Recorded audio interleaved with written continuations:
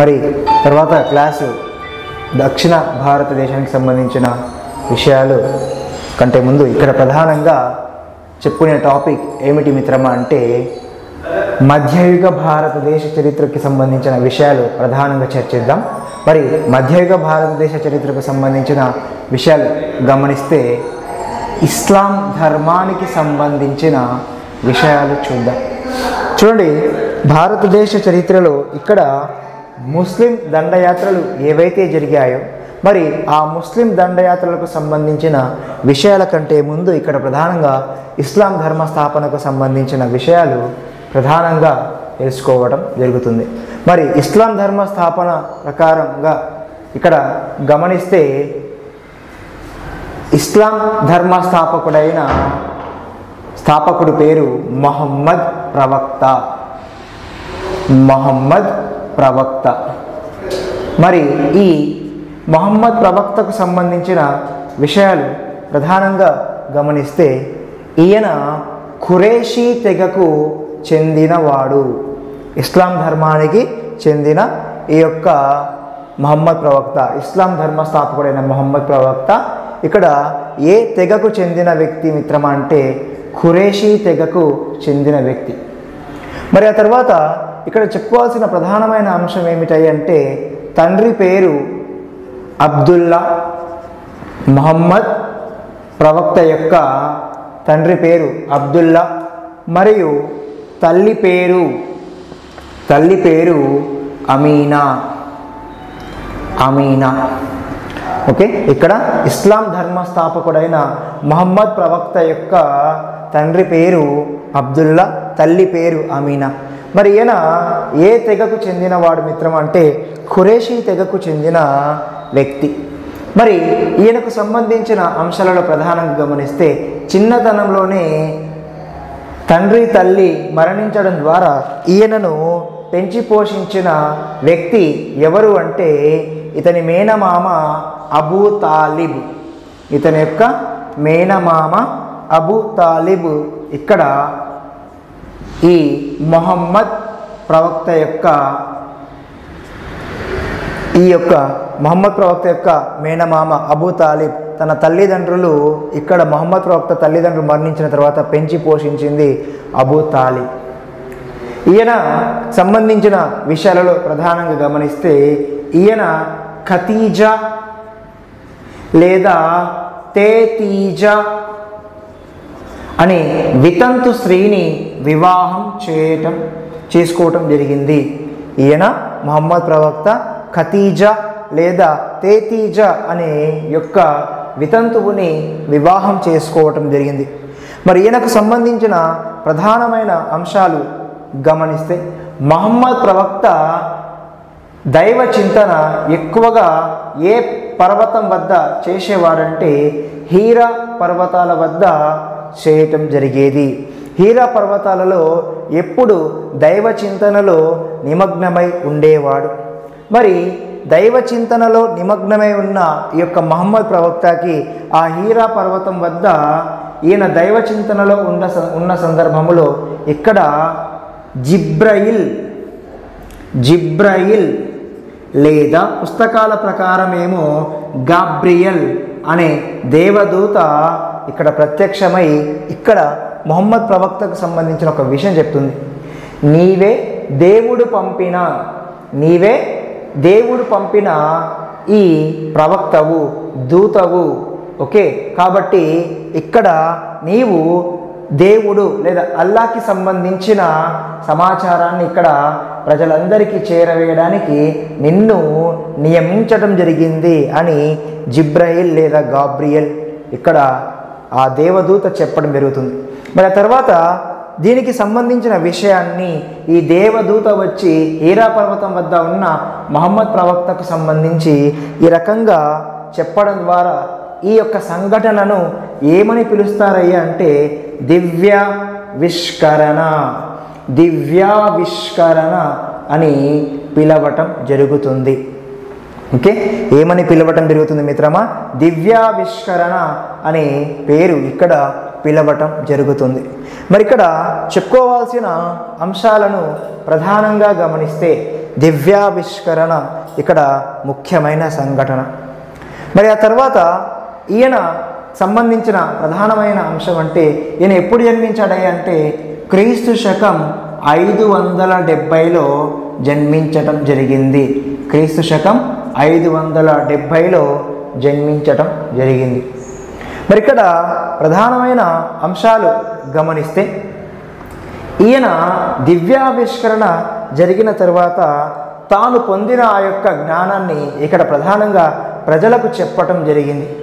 మరి ఈ ప్రజలు కూడా చాలామంది ఇక్కడ ముహమ్మద్ ప్రవక్త యొక్క ప్రవచనాలపై ఆసక్తి కలిగి ఆయన అనుసరించడం జరిగింది.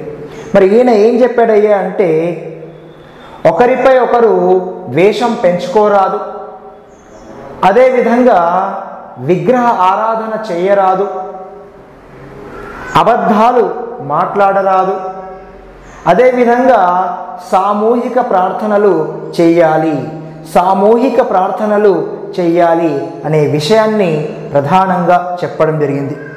మరి ఈ రకంగా ముహమ్మద్ ప్రవక్త ఇటువంటి విషయాలు చెప్పడం జరిగింది. అయితే చాలామందికి ఈ యొక్క మక్కా ప్రాంతంలో, తాను జన్మించింది మక్కా ప్రాంతంలో కాబట్టి ఈ యొక్క మక్కా ప్రాంతంలో ఈ యొక్క తన యొక్క విధానాలు ఇక్కడ దేవుడు ఏవైతే సందేశాలు ఇక్కడ చెప్పడం జరుగుతుందో వాటినన్నిటినీ ఈయన చెబుతుంటే చాలామంది ఆచరించారు, వారితో పాటు మరికొంతమంది వ్యతిరేకించడం కూడా జరిగింది. దీంతో ఇక్కడ ప్రధానంగా ఏమైంది మిత్రమా అంటే 622 క్రీస్తు శకం 622 సెప్టెంబర్ 24న ఈయన మక్కా నుండి మదీనా ప్రాంతానికి వెళ్ళటం జరిగింది. 622 సెప్టెంబర్ 24న ఇక్కడ ముహమ్మద్ ప్రవక్త అంటే ఎవరైతే వ్యతిరేకులు ఉన్నారో ఆ వ్యతిరేకులు ఇక్కడ ముహమ్మద్ ప్రవక్తను ఇక్కడి నుండి పంపివేయడం జరిగింది. కొన్ని పుస్తకాలలో తరిమి కొట్టడం జరిగిందని లేదా ఆయననే వెళ్ళిపోయాడని చెప్పడం జరుగుతుంది. మరి ఏదైతేనేమి క్రీస్తు శకం 622 సెప్టెంబర్ 24వ తేదీన ముహమ్మద్ ప్రవక్త మక్కా నుండి మదీనా ప్రాంతానికి వెళ్ళడం జరిగింది. దీనినే హిజిరీ అంటారు, మరికొన్ని పుస్తకాలలో హిజారా అంటారు. ఓకే, హిజారా అంటారు. ఇది ఏమిటి మిత్రమా అంటే ఇస్లాం ధర్మానికి సంబంధించిన కొత్త క్యాలెండర్ ప్రారంభమైన రోజు, కొత్త క్యాలెండర్ ప్రారంభం అయిన రోజు. మరి ఇస్లాం ధర్మానికి సంబంధించిన హిజ్రీ క్యాలెండర్ ఉంది. ఇక్కడ ఇస్లాం ధర్మానికి సంబంధించిన వాళ్ళు ఫాలో అవుతున్నారు. అదేవిధంగా హిందూ ధర్మానికి సంబంధించిన క్యాలెండరు క్రీస్తు శకం 78లో ప్రారంభం అయ్యింది. అదేవిధంగా ప్రస్తుతం ప్రపంచం మొత్తం దాదాపుగా అనుసరిస్తున్న ఏదైతే ఇంగ్లీష్ క్యాలెండర్ అని అంటామో లేకపోతే గ్రెగోరియన్ క్యాలెండర్ అని అంటామో ఇది 1582 నుండి ప్రారంభం అయ్యింది. దీనిని ప్రవేశపెట్టింది పోప్ గ్రెగేరియన్ అనే ఈయన ఈ యొక్క క్యాలెండర్ని ప్రవేశపెట్టడం జరిగింది. చూడండి, మదీనాకి సంబంధించిన అసలు పేరు ఏమిటంటే మస్రిచ్. మదీనాకి సంబంధించిన అసలు పేరు ఏమిటి మిత్రమా అంటే మస్రిచ్. మరి దీనికి ఈ ముహమ్మద్ ప్రవక్త మస్రిచ్ అనే పేరు స్థానంలో మదీనా అనే పేరుని ఇక్కడ ఏర్పాటు చేయటం జరిగింది. మరి మదీనా అన్న పదానికి అర్థం ఏమిటంటే ప్రవక్తలు నివసించే దేశం లేదా ప్రవక్తలు ఉండే ప్రదేశం అని ప్రధానంగా చెప్పటం జరిగింది. మరి ఆ తర్వాత చెప్పుకోవాల్సిన అంశాలలో ప్రధానంగా గమనిస్తే ఇస్లాం అన్న పదానికి అర్థం ఏమిటి మిత్రమా అంటే దైవానికి దాసోహం కావటం, దైవానికి దాసోహం లేదా దైవానికి లొంగి ఉండడం అనే అర్థం ఉంది. ఇస్లాం అన్న పదానికి అర్థం ఏమిటి మిత్రమా అంటే దైవానికి దాసోహం లేదా దైవానికి లొంగి ఉండడం అనే అర్థం రావటం జరుగుతుంది. మరి ఇక్కడ మక్కా నుండి మదీనాకు వెళ్ళి ఆ మదీనా ప్రాంతంలో ఉండి ఆ తర్వాత క్రీస్తు శకం 630 వరకు క్రీస్తు శకం 630 వరకు తన అనుచరులతో మక్కా ప్రాంతాన్ని జయించడం జరిగింది. తన అనుచరులతో ఇక్కడ ప్రధానంగా మక్కా ప్రాంతాన్ని జయించి ఈ యొక్క రెండు ప్రాంతాలకు సంబంధించిన ఈ యొక్క ప్రాంతంపై ఆధిపత్యం వహించడం జరిగింది ఈ ముహమ్మద్ ప్రవక్త. మరి ఇక్కడ ప్రధానంగా గమనిస్తే ఈయన ఎప్పుడు మరణించాడయ్య అంటే క్రీస్తు శకం 632లో క్రీస్తు శకం 632లో మరణించటం జరిగింది. ఇక్కడ నేను ఇంతకుముందే చెప్పాను, భారతదేశంలో హర్షవర్ధనుడు ఇక్కడ ముహమ్మద్ ప్రవక్తకు సమకాలికుడైన భారతీయ చక్రవర్తి. ఓకే, ఇక్కడ హర్షవర్ధనుడు ముహమ్మద్ ప్రవక్తకు సమకాలికుడైన ఈ చక్రవర్తి. మరి ఆ తర్వాత చెప్పుకోవాల్సిన అంశాలలో ప్రధానంగా గమనిస్తే ముహమ్మద్ ప్రవక్త ఈ యొక్క ఇస్లాం స్థాపకుడిగా మారిన తర్వాత ఇస్లాం ధర్మంలో ఖచ్చితంగా 6 విషయాలను పాటించాల్సిందే. 6 విషయాలను పాటించాల్సిందే. ఏమిటి అంటే 1 నమాజ్, 2 రోజా, 3 జకాత్, 4 హజ్. నమాజ్, రోజా, జకాత్, హజ్, జిహాద్. నమాజ్, రోజా, జకాత్, హజ్, జిహాద్. ఇంకొక విషయం కూడా ఉంది. మరి ఇక్కడ ప్రధానంగా గమనిస్తే నమాజు ప్రతిరోజు మనిషి 5 పూటలు నమాజు చేయాలి. 5 పూటలు నమాజు చేయాలి. అదేవిధంగా శుక్రవారం రోజు సామూహిక ప్రార్థనలు చేయాలి. శుక్రవారం రోజు సామూహిక ప్రార్థనలు చేయాలి. మరి అంతేకాకుండా రోజా, ఇది ప్రధానంగా గమనిస్తే ఏమిటి మిత్రమా అంటే ప్రతి ముస్లిం ఖచ్చితంగా రంజాన్ మాసంలో సూర్యోదయం నుండి సూర్యాస్తమయం వరకు ఉపవాసం ఉండాలి. సూర్యాస్తమయం వరకు ఉపవాసం ఉండాలి. మరి అంతేకాకుండా 6వ విషయం ఏమిటంటే కల్మ. 6వ విషయం కల్మ. రోజా అంటే ఉపవాసం ఉండాలి సూర్యోదయం నుండి సూర్యాస్తమయం వరకు. మరి జకాత్ అనేది ఖచ్చితంగా ప్రతి ముస్లిం కూడా పన్ను చెల్లించాలి. తాను సంపాదించిన సంపాదనలో 2% పేదల కోసం దాన ధర్మాలు రూపంలో ఖర్చు చేయాలి. అదేవిధంగా హజ్ అంటే ఖచ్చితంగా ప్రతి మనిషి తన జీవితంలో ఒక్కసారైనా మక్కా యాత్ర చేయాలి. మక్కా యాత్ర చేయాలి. వెరీ వెరీ ఇంపార్టెంట్ సార్ హజ్. మరి జిహాద్ ఏమిటంటే చెడుకు వ్యతిరేకంగా చేసే యుద్ధమే జిహాద్. ఇక్కడ ఈయన యుద్ధంకి సంబంధించిన విషయాలు చెప్పడం జరిగింది. ఎప్పుడు అంటే చెడుకి సంబంధించి వ్యతిరేకంగా ఈ యొక్క జిహాద్ అనే యుద్ధం చేయాలి అనే పిలుపు ఇవ్వడం జరిగింది. తర్వాత కల్మ. మరి కల్మ ఏమిటయ్యా అంటే ఇవి ప్రధానంగా ఇందుట్లో దేవుడు గొప్పవాడు అనే విషయాలు ప్రధానంగా ఉండటం జరుగుతుంది. కాబట్టి ఈ కల్మను కూడా ఖచ్చితంగా పఠించి తీరాల్సిందే. కాబట్టి ఈ రకంగా ప్రతి ముస్లిం ఖచ్చితంగా నిర్వహించాల్సిన 6 అంశాలు నమాజ్, రోజా, జకాత్, జిహాద్, హజ్, కల్మా వీటిని నిర్వహించాలి. అయితే ఇక్కడ ఇస్లాం ధర్మ స్థాపనలో ఇస్లాం ధర్మ స్థాపకుడైన మహమ్మద్ ప్రవక్త మరణించిన తరువాత ఇస్లాం ధర్మానికి సంబంధించిన పెద్దలను ఏమని పిలుస్తారయ్యా అంటే ఖలీఫా అని పిలుస్తారు. ఏమని పిలుస్తారండి? ఖలీఫా అని పిలవటం జరుగుతుంది. మరి ఈ ఖలీఫా అనేవాడు ఏ రకంగా ఎన్నుకోబడాలంటే ప్రజల ద్వారా ఎన్నుకోబడాలి.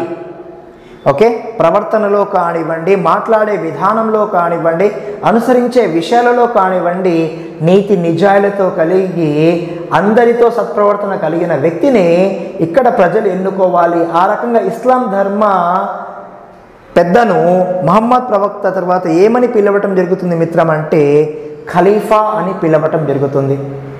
మరి ఇక్కడ మహమ్మద్ ప్రవక్త మరణించిన తర్వాత ఖలీఫాలు ప్రధానంగా గమనిస్తే 4 పేర్లు చెప్పుకోవచ్చు. అబూబకర్, ఉమర్,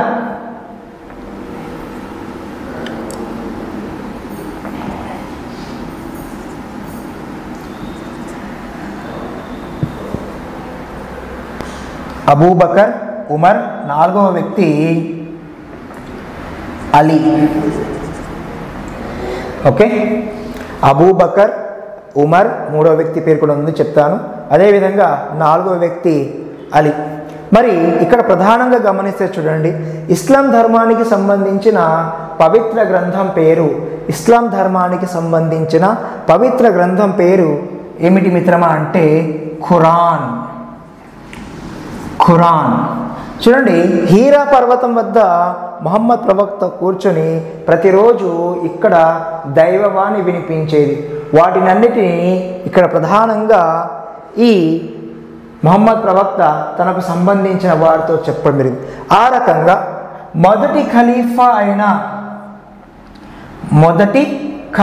అయిన ఈ అబూబకర్ కాలంలోనే ఖురాన్ ఇక్కడ సంకలనం చేయటం జరిగింది. ఎవరి ద్వారా సంకలనం చేయడం జరిగింది అయ్యా అంటే ఇబ్నే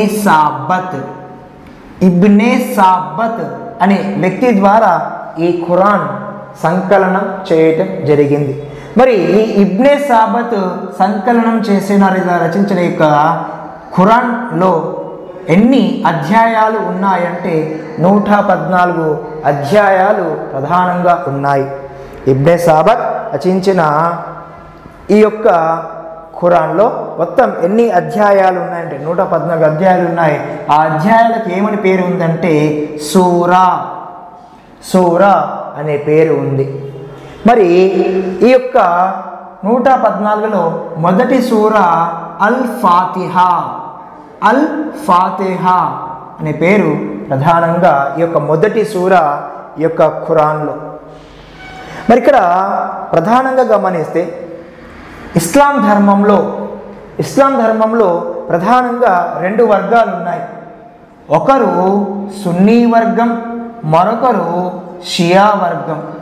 ఏంటి ఈ యొక్క సున్నీ మరి షియా వర్గానికి సంబంధించిన విషయం ఏమిటయ్యా అంటే మొదటి 3 ఖలీఫాలు ఎవరైతే ఉన్నారో, ఓకే, మొదటి 3 ఖలీఫాలు ఎవరైతే ఉన్నారో వీళ్ళను అనుసరించే ముస్లింలను సున్నీ అని పిలుస్తారు. ఓకే, ఇక్కడ ఖలీఫాలలో మొదటి 3 ఖలీఫాలను అనుసరించే వారిని సున్నీలు అంటారు. మరి అలీని అనుసరించే ఈ యొక్క ముస్లిం వర్గాన్ని షియా అని పిలుస్తారు. ప్రపంచంలోనే అతిపెద్ద షియా దేశం ఏమిటంటే ఇరాన్. ప్రపంచంలోనే అతిపెద్ద షియా దేశం ఏమిటి మిత్రమా అంటే ఇరాన్. మరి ఎందుకు ఇక్కడ ప్రధానంగా గమనిస్తే అంటే మొహమ్మద్ ప్రవక్తకి సంబంధించిన చరిత్రకారుల అభిప్రాయం ప్రకారం ఏమిటంటే మొహమ్మద్ ప్రవక్త తన తరువాత ఇక్కడ అలీని ఖలీఫాగా ప్రకటించడం జరిగింది అని చెప్పడం జరుగుతుంది. అయితే చాలామంది అభిప్రాయం ప్రకారం ఖలీఫాకు ఉండాల్సిన లక్షణాలు ప్రారంభంలో అలీలో కనిపించలేదని ఒక వాదన ఉంది. అందుకే ఈ యొక్క ఇస్లాం ధర్మానికి ఈ మహమ్మద్ ప్రవక్త మరణం తర్వాత అలీలో ఈ ఖలీఫా లక్షణాలు కనిపించకపోవడం ద్వారా అబూబకర్ని నియమించడం జరిగింది, ఆ తర్వాత ఉమర్ని నియమించడం జరిగింది, ఆ తర్వాత 3వ ఖలీఫాని, ఆ తర్వాత 4వ ఖలీఫాగా అలీని నియమించడం జరిగింది. సో ఇదొక అంశం. మరి అలీ ఎవరు అంటే ఈ మహమ్మద్ ప్రవక్త యొక్క అల్లుడు. ఈ అలీ ఎవరంటే మహమ్మద్ ప్రవక్తకు సంబంధించిన ఇక్కడ ప్రధానమైన వ్యక్తి ఏమిటంటే అల్లుడు. మహమ్మద్ ప్రవక్త యొక్క కూతురు పేరు ఏమిటి మిత్రమా అంటే ఫాతిమా. ఈ ఫాతిమాను ఇక్కడ అలీ వివాహం చేసుకోవటం జరుగుతుంది. సో ఇది కూడా ప్రధానమైన అంశం. ఇలా వీరికి సంబంధించిన అంటే ఇస్లాం ధర్మానికి సంబంధించిన అంశాలలో ప్రధానంగా ఈ విషయాలు చెప్పుకోవచ్చు. మరి ఆ తర్వాత చెప్పుకోవాల్సిన విషయాలు ప్రధానంగా గమనిస్తే ముస్లింల దాడులకు సంబంధించిన విషయాలు ఏమిటి అనేది చూద్దాం. సో ఇవే అండి ప్రధానంగా 3వ ఖలీఫాకు సంబంధించిన విషయాలు కూడా చెప్తాను. సో ఇది ఇస్లాం అన్న పదానికి అర్థం ఏమిటి మిత్రమా అంటే దైవానికి దాసోహం లేదా దైవానికి లొంగి ఉండడం అనే విషయం ప్రధానంగా చెప్పడం జరిగింది. మరి వీళ్ళల్లో ఉన్న ప్రధాన లక్షణాలు ఏమిటాయి అంటే విగ్రహ ఆరాధన చేయకుండా ఉండాలి, అదేవిధంగా సామూహిక ప్రార్థనలు చేయాలి, ఓకే, అల్లాను మాత్రమే ఇక్కడ ప్రార్థించాలి అనే విషయాలు ప్రధానంగా ఉన్నాయి.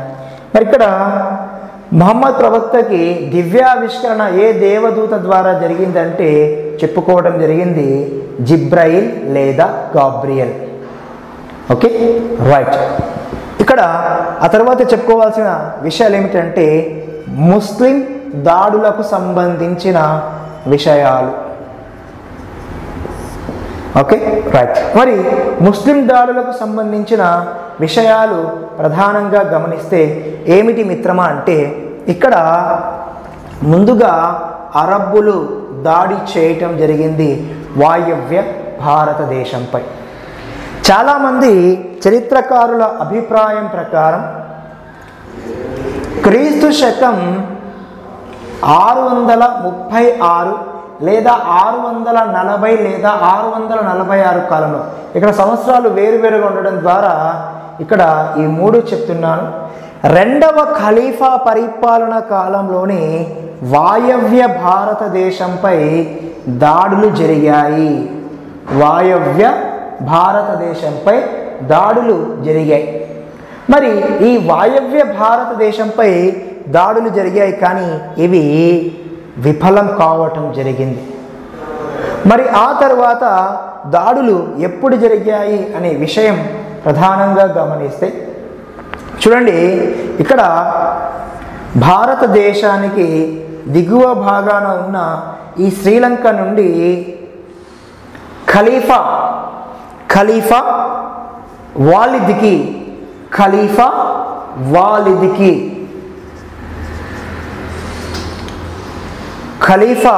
వాలిద్కి సంబంధించిన విషయాలు ప్రధానంగా గమనిస్తే ఇక్కడ వెరీ వెరీ ఇంపార్టెంట్.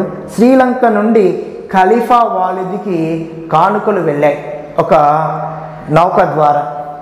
ఈ ఖలీఫా వాలిద్కి శ్రీలంక ప్రాంతం నుండి ఇక్కడికి కానుకలు వెళితే ఈ యొక్క నౌక భారతదేశానికి సమీపంలోనే ఇక్కడ ప్రయాణం నిర్వహించింది.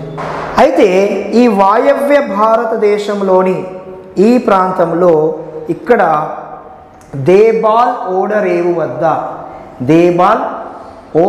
వద్ద ఇక్కడ ఏమైంది మిత్రమా అంటే శ్రీలంక నుండి ఖలీఫా వాలిద్ కోసం వెళుతున్న ఈ యొక్క కానుకలు ప్రధానంగా దోపిడీకి గురయ్యాయి లేదా దొంగతనానికి గురయ్యాయి.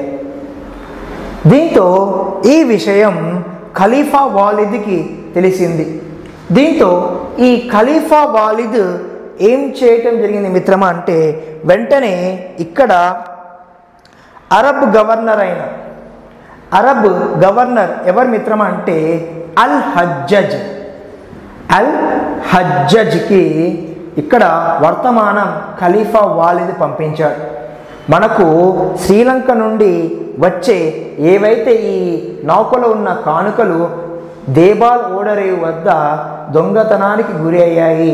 కాబట్టి ఈ ప్రాంతం ఎవరి ఆధీనంలోకి వస్తుందో వారి యొక్క రాజ్యానికి వెళ్ళి దీనికి సంబంధించిన వివరాలను, అదేవిధంగా దొంగతనానికి బాధ్యత వహిస్తూ కలిగిన నష్టాన్ని భర్తీ చేయమని అల్ హజ్జజ్కి ఆజ్ఞాపిస్తారు. మరి ఈ అల్ హజ్జజ్ ఎంక్వైరీ చేస్తే ఈ ప్రాంతం ఎవరికి సంబంధించిన రాజు ఆధీనంలో ఉంటుందంటే దాహీర్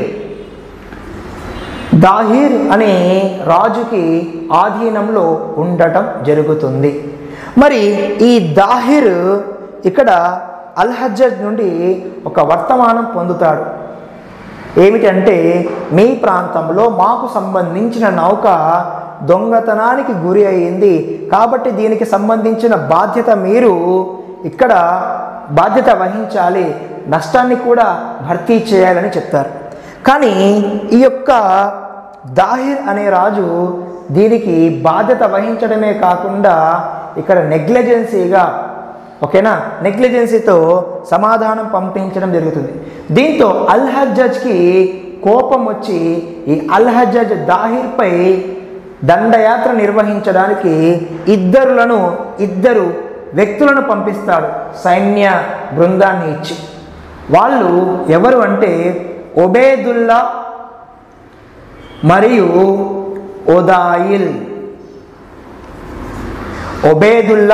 మరియు ఒదాయిల్లను ఇక్కడ పంపిస్తాడు. క్రీస్తు శకం 710 అదేవిధంగా 711 యొక్క సంవత్సరాల్లో 2 బృందాలను పంపించడం జరుగుతుంది. కానీ ఈ యొక్క దాహిర్ పాలకుడు ఈ ఒబేదుల్లా మరియు ఒదాయిల్లను ఇద్దరిని ఓడించి పంపించేస్తాడు. మరి దీంతో ఇక్కడ గర్వభంగమైన అల్ హజ్జజ్ తన మేనల్లుడు అయిన మహమ్మద్ బిన్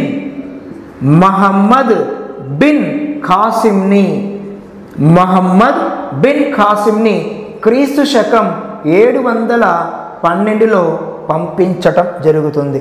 మరి మహమ్మద్ బిన్ ఖాసిం క్రీస్తు శకం 712లో ఇక్కడ ప్రధానంగా ఏం చేయటం జరుగుతుంది మిత్రం అంటే తాను ఈ యొక్క దాహిర్ రాజ్యంపై దాడిని నిర్వహించటం జరుగుతుంది. మరి ఈ యొక్క యుద్ధంలో ప్రధానంగా ఈ యొక్క యుద్ధానికి సంబంధించిన పేరు ఏమిటంటే రేవార్ యుద్ధం. ఈ యుద్ధం పేరు ఏమిటండి? రేవార్ యుద్ధం.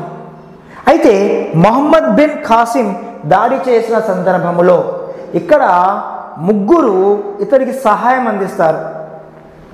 ఓకే, మరి ఎవరెవరు అని ప్రధానంగా గమనిస్తే మక్రాన్ పాలకుడైన మహమ్మద్ హయాన్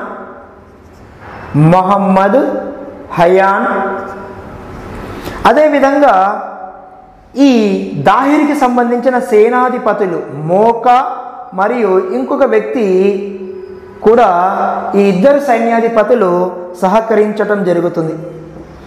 మోకా మరియు ఇంకొక వ్యక్తి ఇద్దరు సైన్యాధిపతులు దాహిర్కి సంబంధించిన వాళ్ళు మహమ్మద్ బిన్ ఖాసింకి సహకరించడం. మహమ్మద్ బిన్ ఖాసిం ఇక్కడ అరేబియా ప్రాంతం నుండి 15,000 మంది సైన్యంతో వస్తే ఈ మక్రాన్ ప్రాంతానికి సంబంధించిన మహమ్మద్ హయాన్ 10,000 సైన్యంతో ఇక్కడ మహమ్మద్ బిన్ ఖాసింతో జత కట్టడం జరుగుతుంది.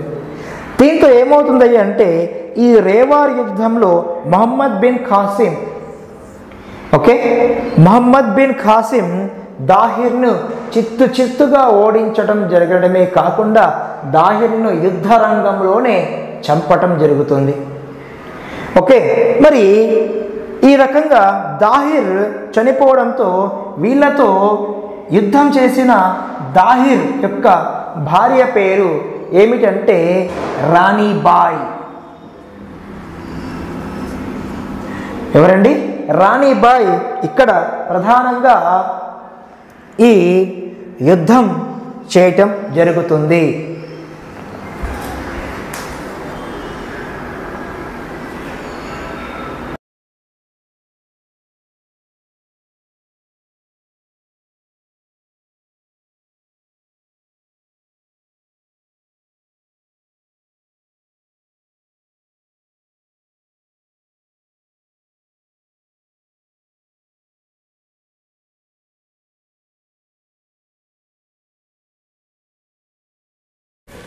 హాయ్ స్టూడెంట్స్, నేను మీ నరసింహ సార్ను. సో 99 రూపీస్కి గ్రూప్ 2 కోచింగ్. సో మనకు గ్రూప్ 2 కోచింగ్ మనకున్న టైం కేవలం 70 రోజులు మాత్రమే సమయం ఉంది. 70 రోజుల్లో 70 రోజుల సమయం ఉంది. మనం చేయాల్సింది ఏంటంటే 70 రోజుల సమయం ఉంది. మనం చేయాల్సిన సబ్జెక్టులు 5 ఉన్నాయి. ఇక్కడ 1 2 3 4 5 5 సబ్జెక్టులు ఉన్నాయి. Arithmetic and reasoning, current affairs, sociology, Indian history, Indian geography. So 5 సబ్జెక్టులు ఉన్నాయి. ఈ 5 సబ్జెక్టులను మనం ఇప్పుడు 70 రోజుల సమయంలో బ్యాలెన్స్ చేయాలా? చాలామంది అడుగుతున్నారు యాక్చువల్గా, సార్ 70 రోజుల్లో అయిపోతుందా అంటే రియల్గా అయిపోతుంది. నేను చెప్తున్నాను, మీరు చదవాలను, మిమ్మల్ని చదువు వైపు తీసుకురావాలని చెప్పట్లేదు నేను. ఓకేనా, 70 రోజుల సమయం. మీరు స్టూడెంట్స్ అయినట్టయితే డైలీ ఒక 8 గంటల సమయం, ఎంప్లాయీస్ అయినట్టయితే 5 to 6 అవర్స్ బ్యాలెన్స్ చేయగలిగితే సరిపోతుంది. 70 రోజుల సమయం సరిపోతుంది. మనం నరసింహ అకాడమీ యాప్లో 99 రూపీస్కి గ్రూప్ 2 క్లాసులు, సచివాలయం క్లాసులు ఇస్తున్నాము. ఓకేనా, సో ఇంకో 1 వీక్ అయితే సిలబస్ పూర్తిగా కంప్లీట్ అయిపోతుంది. పూర్తి క్లాసులు వచ్చేస్తాయి. టోటల్ 20 మోడల్ పేపర్స్ ఇస్తాం, 20 మోడల్ పేపర్స్ ఇస్తాం, 20 మోడల్ పేపర్స్ ఇస్తాము. Subject wise subject wise test series and lesson wise test series, ఇవి 2 ఇస్తున్నాము ఇప్పుడు. యాక్చువల్గా మొన్ననే ఎగ్జామ్ స్టార్ట్ చేసాము. సో 49 రూపీస్ ఎగ్జామ్ కూడా ఇస్తున్నాం యాక్చువల్గా మేము. సో 99 రూపీస్ పే చేస్తే మీకు full classes, prelims and mains క్లాసులు వస్తాయి. వాటితో పాటుగా డైలీ ఎగ్జామ్స్ కూడా వస్తాయి. అండ్ ఇంకోటి ఏంటంటే, ఈ 70 రోజుల సమయాన్ని మీరు ఎలా బ్యాలెన్స్ చేయాలి, వాటికి సంబంధించిన వీడియోస్ కూడా మేము ఇస్తాము. సో దయచేసి నేను చెప్పేది ఏంటంటే, ఉన్న సమయాన్ని సద్వినియోగపరచుకోండి. 70 రోజులు కరెక్ట్గా మీరు కొందరికి ఏంటంటే ఆర్థమెటిక్ రీజనింగ్ ఈజీ, కొందరికి కరెంట్ అఫైర్స్ ఈజీ, కొందరికి సోషాలజీ ఈజీ, కొందరికి ఇండియన్ హిస్టరీ ఈజీ, కొందరికి ఇండియన్ జోగ్రఫీ ఈజీ. ఏదైతే మీరు సబ్జెక్ట్ హార్డ్ అనుకుంటున్నారో దానిపైన కొంచెం ఎక్కువ సమయం కేటాయించండి, గుర్తుంచుకోండి. ఓకేనా, సో ఇది చాలా వాల్యుయబుల్ టైం. మీరు 1 సెకండ్ ఉన్నా, 1 నిమిషం ఉన్నా, 1 గంట ఉన్నా చదువుకోవడానికి మాత్రమే ప్రయత్నించండి. కానీ యూట్యూబ్లోకి వచ్చి how to prepare in short time అని మాత్రం దయచేసి సెర్చ్ చేసే సమయాన్ని 5-10 నిమిషాల సమయాన్ని వేస్ట్ చేయకండి. ఇక్కడ ఉంది ఒకే ఒక ఆప్షన్, మీకు చదవడం తప్పించి క్లాసులు వినడము, చదవడము, క్లాసులు వింటూ నోట్స్ రాసుకోవడము, తర్వాత దాన్ని రివిజన్ చేయడము, తర్వాత దాన్ని ఏం చేయాలి, స్టాండర్డ్ బుక్ చదువుకోవడం, తర్వాత నెక్స్ట్ ఏంటంటే షార్ట్ నోట్స్ రాసుకోవడము, దాంతోపాటు డైలీ ఎగ్జామ్ చేయడం. ఇది తప్ప ఏం లేదు. క్లాసులు వింటూ నోట్స్ రాసుకోవాలి, స్టాండర్డ్ బుక్ చదువుకోవాలి, తర్వాత దాంతోపాటు రివిజన్ చేయాలి, డైలీ ఎగ్జామ్ రాయాలి. ఇంతకు మించి వేరే ఏం చేసినా ఉద్యోగం రాదు, గుర్తుపెట్టుకోండి. ఎవరైనా చెప్పి సో ఇలా చదవండి వచ్చేస్తా అని చెప్పేసి మీకు ఎవరైనా చెప్తే దయచేసి మానుకోండి. అది అలాంటి వీడియోస్ చూడకండి, గుర్తుపెట్టుకోండి. మీకున్న తక్కువ టైంలో 70 రోజుల్లో మీరు ఈజీగా సక్సెస్ సాధించగలుగుతారు. సో మనము 99 రూపీస్కి గ్రూప్ 2 కోచింగ్ ఇస్తున్నాము. ఓకేనా, ఈరోజు మళ్ళీ ఒక అవకాశం ఇస్తున్నాను. త్వరలో 499కి వెళ్ళిపోతుంది. సో కాబట్టి మంచి అవకాశం ఉపయోగించుకోండి. అండ్ ఈ వీడియోని చూసిన వాళ్ళు మళ్ళీ ఒకరికి షేర్ చేయండి, ఎందుకంటే వాళ్ళ భవిష్యత్తు బాగుంటుంది. వాళ్ళ భవిష్యత్తు మీకేం కాంపిటీషన్ కాదు, వాళ్ళు గుర్తుపెట్టుకోండి. ఓకేనా, ఎవరి చదువు వాళ్ళది, గుర్తుంచుకోండి. మీ యొక్క ప్లాన్ మీరే తయారు చేసుకోవాలి. సో లేదంటే మీకు ఎలా చదవాలో మేము చెప్తాము. ఓకేనా, మంచి అవకాశం ఉపయోగించుకోండి. సో ఏమైనా యాప్ లింక్ డిస్క్రిప్షన్లో ఇస్తాము. ఏమైనా డౌట్ ఉంటే నా నెంబర్ కాల్ చేయండి, 9550096412 లేదా 6303361487 కాల్ చేయండి.